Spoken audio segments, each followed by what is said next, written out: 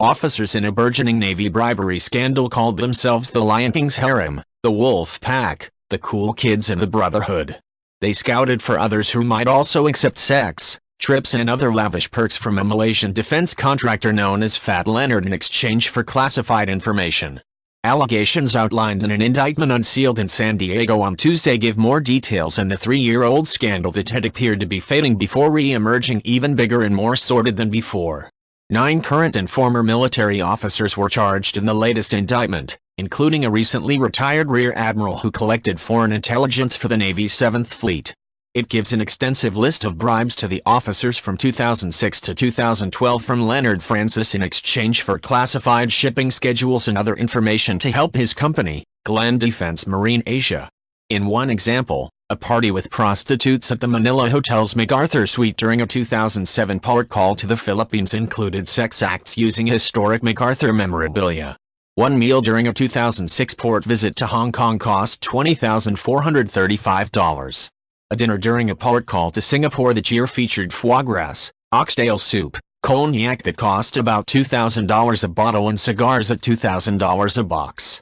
Prosecutors say Francis, who was nicknamed Fat Leonard for his wide girth, bilked the Navy out of nearly $35 million, largely by overcharging for his company's services supplying Navy ships in the Pacific with food, water, fuel and other necessities. Navy officers provided classified information to Francis that helped him beat competitors and, in some instances, commanders steered ships to ports in the Pacific where his company could charge fake tariffs and fees, prosecutors said. The latest indictment raises the number of current and former officials charged to 20 in one of the Navy's worst corruption scandals.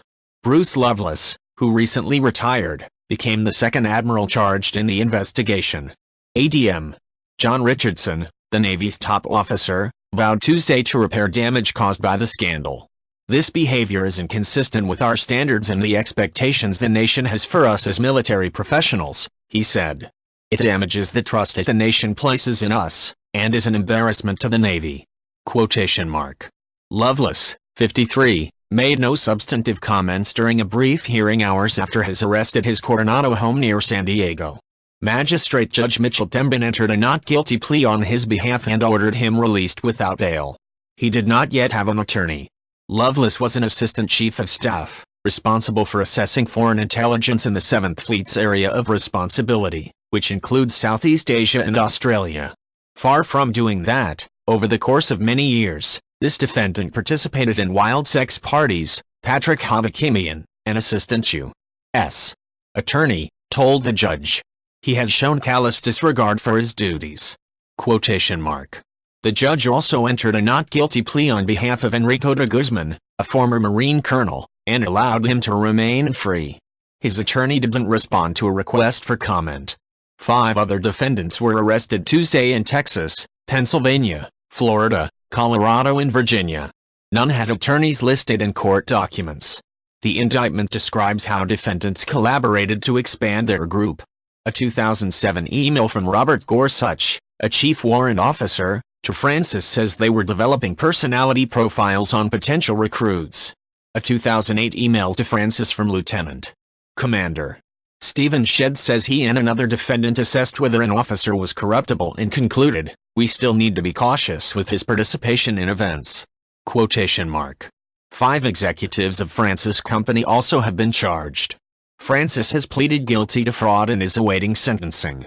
This is a fleecing and betrayal of the United States Navy in epic proportions, and it was allegedly carried out by the Navy's highest-ranking officers, said Alana W.